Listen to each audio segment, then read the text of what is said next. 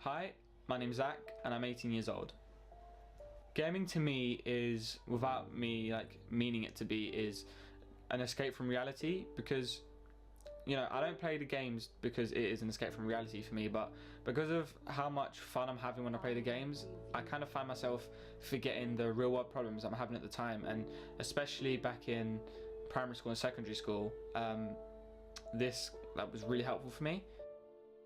I'd say the difference between when I used to game then compared to when I used to game now is that back then it was more of like a passion, and I was playing single player games, like the campaign games, compared to now, which is I'm playing more competitive games. Like, I'm not saying the passion isn't there, like the passion is still there, it's just I'm a lot more into the games, and I'm playing competitive games like Counter-Strike and League of Legends and stuff like that, and I find myself getting really angry losing the games, or really excited when I do win the games. Whereas back then, if I failed a mission, for example, it wouldn't make me sad, it would just make me want to play more and that kind of thing. And as esports was introduced as well, when I was growing up playing games, it's been another I'd say factor of why I got into competitive gaming in that sense, and it's gave me that drive and made me want to be better at the games I play and stuff. So I think now I'm just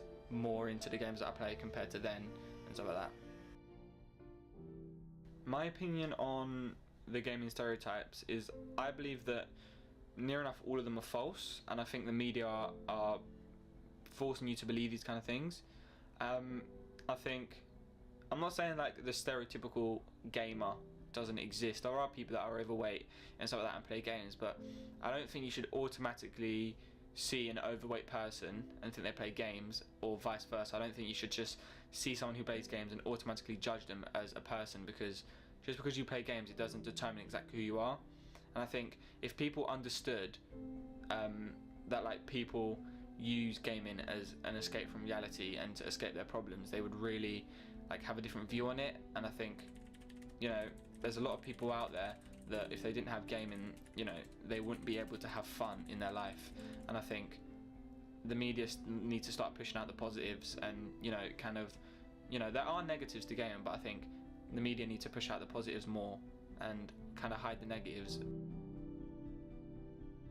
I particularly found it difficult growing up in school. I wouldn't want to say being a gamer, but playing games a lot, because telling people that you do this for most of your time in the day is kind of it's not an achievement, I guess. And when I used to tell people, they used to it'd be the small things like calling me names, and especially in my primary school years, that was pretty much all it was. It was, if I told someone that I played games a lot, they would technically call me a nerd or a freak, or they would just tell me that I have no friends and that kind of thing. And in my early years, I didn't really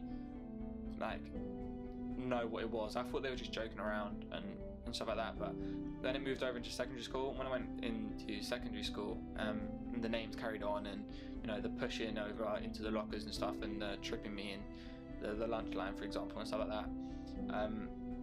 It kind of started to get to me the more and more it happened, and the more and more towards the end, until it kind of started to stop a bit. It was really starting to affect me then, and especially there was one time I remember when I moved away, and I obviously couldn't take all of my my PlayStation and stuff with me and stuff like that, and this would still happen on social media as well. So I was still getting the messages saying nerd, this kind of thing, so I found myself not having the console as an escape, and not having any fun, and all I was thinking about was being bullied and stuff like this. I found myself in a really dark place or point in my life, and it wasn't until I came back from this holiday and I started to come online again with my friends that I realised that I was becoming a much happier person and stuff like that. And as gaming evolved with me going through this time, gaming was seen as less of a nerdy thing. So I think that's when it all kind of stopped, was around year 10, 11 and so on, because gaming wasn't really seen as such a nerdy thing or such a bad thing.